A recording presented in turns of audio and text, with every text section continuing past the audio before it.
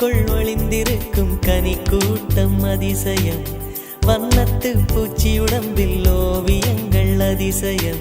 துளை செல்லும் காற்று மெல்லிசையாதல் அதிசயம். குருநாதர் இல்லாத குயில் பாட்டு அதிசயம். அதிசயமே அசந்து போகும் நீ எந்த அதிசயம். கல் தோன்றி மண் தோன்றி கடல் தோன்றி